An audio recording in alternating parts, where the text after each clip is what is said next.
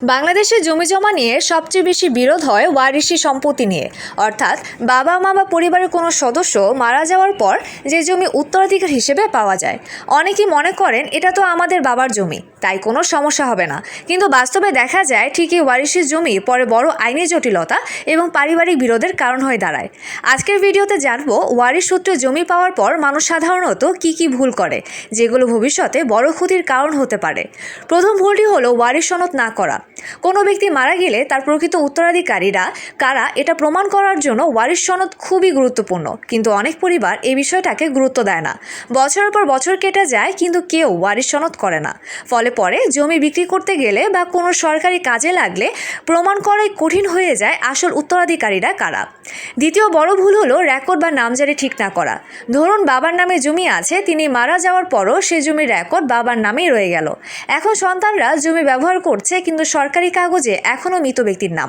এই অবস্থায় যদি জমি বিক্রি করতে যান অথবা কোনো আইনি প্রক্রিয়া যেতে হয় তখন বড় সমস্যার মুখে পড়তে হয়। তৃতীয় ভুলটি হলো সব ওয়ারিশের সম্মতি ছাড়া জমি বিক্রি করা। অনেক সময় দেখা যায় পরিবারের একজন সদস্য নিজেকে প্রধান মনে করে জমি বিক্রি করে দেয়, কিন্তু বাস্তবে সেই জমিতে অন্য ভাই বোন বা অন্য উত্তরাধিকারীদের সমান অধিকার থাকতে পারে।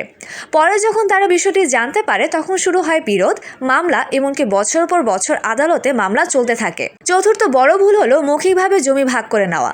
অনেক পরিবারে দেখা যায় ভাই বোনেরা নিজেদের মধ্যে কথা বলে জমি ভাগ করে নেয়, কিন্তু সেই ভাগাভাগির কোনো লিখিত কাগজপত্র করা হয় না। কিছু বছর পর যখন নতুন প্রজন্ম আসে তখন তারা সেই মৌখিক ভাগাভাগি মানতে চায় না, তখন শুরু হয় নতুন বিরোধ। পঞ্চম গুরুত্বপূর্ণ ভুল হলো জমির কাগজপত্র ঠিকভাবে সংরক্ষণ না করা। ওয়ারিশি জমির ক্ষেত্রে অনেক পুরনো দলিল, খতিয়ান বা নথি থাকে। যদি এগুলো ঠিকভাবে সংরক্ষণ না করা হয় পরে প্রমাণ করা কঠিন হয়ে যায়। এখন প্রশ্ন হলো এই সমস্যাগুলো এড়ানোর উপায় কি?